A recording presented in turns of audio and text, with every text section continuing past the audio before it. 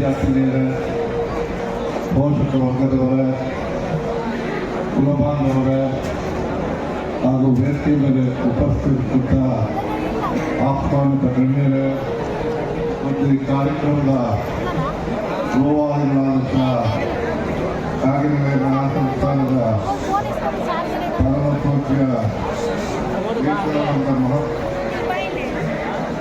ಮಹಾಸ್ವಾಮಿಗಳೇ ಹಾಗೂ ಈ ಕಾರ್ಯಕ್ರಮದಲ್ಲಿ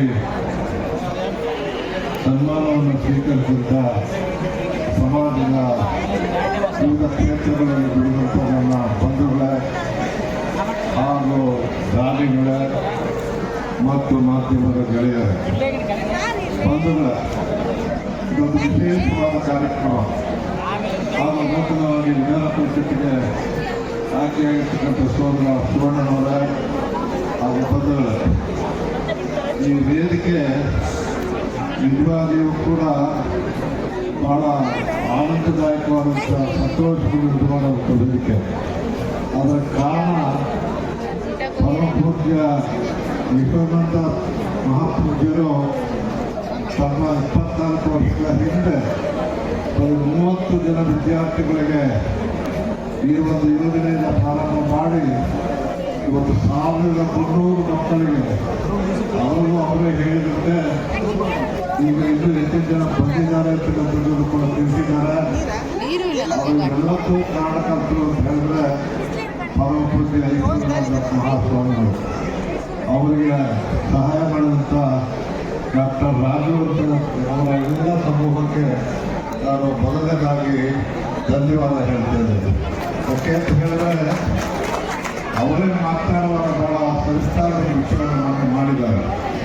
ನಮ್ಮ ಪರಿಸ್ಥಿತಿ ಹೇಗಿದೆ ಅಂದರೆ ಶೋಷಿತ ಸಮಾಜದಲ್ಲಿ ನಮ್ಮನ್ನು ನಾವೇ ಕುತ್ಕೊಳ್ಳುವಂಥ ಕಾಲ ಬಂದಿದೆ.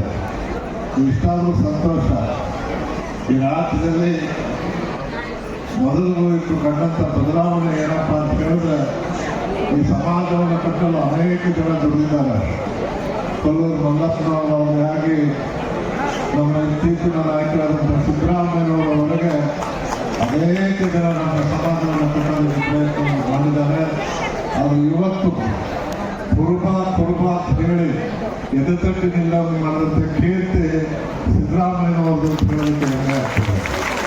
ಪರಮ ಪೂಜ್ಯ ಶ್ರೀಗಳ ಅನಿಸಿಕೆ ಅಂತೇಳಿ ಕೂಡ ಇವತ್ತು ನಾವೆಲ್ಲರೂ ಸೇರಿ ಅವರ ಸುಪುತ್ರರಾದಂಥ ಯತೀಂದ್ರ ಸಿದ್ದರಾಮಯ್ಯನವರ ಮುಂದಿನ ರಾಜ್ಯದ ನಾಯಕರಾಗಿ ಮಾಡೋದಕ್ಕೆ ನಾವೆಲ್ಲ ಶ್ರಮವನ್ನು ಕೂಡ ಪಡೆದಬೇಕು ಅಂತಕ್ಕಂಥ ಮಾತನ್ನ ಸಂದರ್ಭದಲ್ಲಿ ಹೇಳ್ತಾ, ನಮ್ಮ ಸಾಧ್ಯ ಒಂದು ರೀತಿ ಪಲ್ಲಕ್ಕಿ ಹೊರದೇ ಆಗಿದೆ.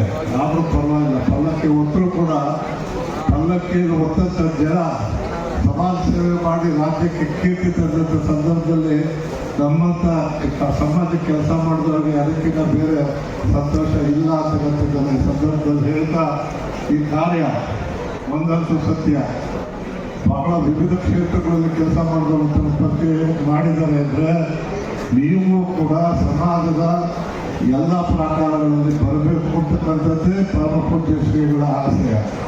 ಈ ದೃಷ್ಟಿಯಲ್ಲಿ ನಾನು ಹೆಚ್ಚಿಗೆ ಮಾತನಾಡಲ್ಲ. ಯಾಕೆಂದರೆ ನಾನು ನೋಡ್ತಾ ಇದ್ದೀನಿ, ಬೆಳಗ್ಗೆ ಕೂತು ಇನ್ನೂ ಎದ್ದಿಲ್ಲ ಇಲ್ಲಿ. ನಾನು ಅವ್ರಿಗೆ ವಯಸ್ಸಾದವರು ತುತ್ತಿದ್ದು ತಿಂದು ಬಂದ್ಬಿಟ್ಟೆ, ಅದು ತಿಂದಿರೋ ತಿಂದರೆ ಕಾಯ್ತಾ ಇದ್ದೀನಿ ನಮ್ಗೆ ಯಾವಾಗ ಸಿಗುತ್ತೆ ಅಂತ ಹೇಳಿ. ಭಾಳ ಸಂತೋಷ.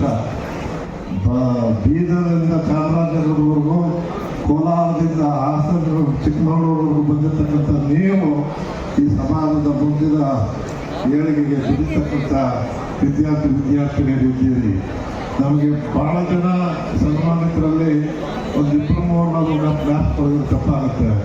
ಯಾವುದೇ ರಾಜ್ಯ ಆಗಲಿ, ನಾವಂತೂ ನಾನು, ವಿಶ್ವನಾಥನವರು, ಸಿದ್ದರಾಮಯ್ಯನವರು ಈ ರಾಜ್ಯದ ಹೊರತುಗೂ ಕೂಡ ಭಾರತದ ಅನೇಕ ರಾಜ್ಯಗಳಲ್ಲಿ ಕುರುಬಂಗ ಸಂಘಟನೆ ಮಾಡೋದಕ್ಕೆ ಪ್ರಯತ್ನವನ್ನು ಮಾಡಿದ್ದೇವೆ. ಶಫರ್ಡ್ ಇಂಡಿಯಾ ಇಂಟರ್ನ್ಯಾಷನಲ್ ಅಂತಕ್ಕಂಥ ಒಂದು ಸಂಘಟನೆಯ ಮೂಲಕ ಭಾರತದಲ್ಲಿ 12 ಕೋಟಿ ಕುರುಬರಿಗಾರರನ್ನು ತೋರಿಸೋದಕ್ಕೆ ನಾವು ಪ್ರಯತ್ನವನ್ನು ಮಾಡಿದ್ದೇವೆ. ಅದನ್ನು ಯಶಸ್ಸನ್ನು ಕೂಡ ಕಂಡಿದ್ದೇವೆ.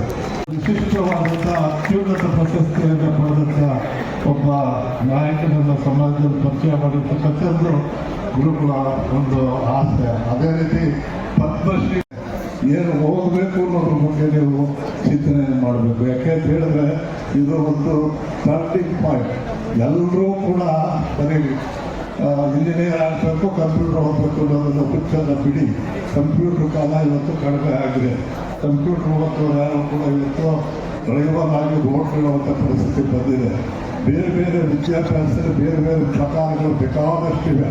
ಅದರ ಉನ್ನತಿಗಾಗಿ ನಾವು ಸಲಹೆಯನ್ನು ಪಡೆದು ತಮ್ಮ ಜೀವನದಲ್ಲಿ ಬದಲಾವಣೆ ಮಾಡಿ ಎಲ್ಲರೂ ಕೂಡ ಇದನ್ನು ಕಂಪ್ಯೂಟರ್ ಓದಕ್ಕೆ ಹೋಗ್ಬೇಡಿ ಅಂತಕ್ಕಂಥದ್ದು ಒಂದು ಮಾತು.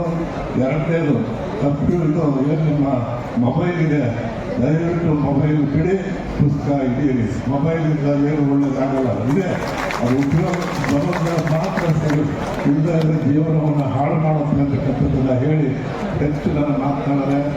ಸಂತೋಷದಿಂದ ಈ ಕಾರ್ಯಕ್ರಮದಲ್ಲಿ ಭಾಗಿಯಾಗಿದ್ದೇನೆ.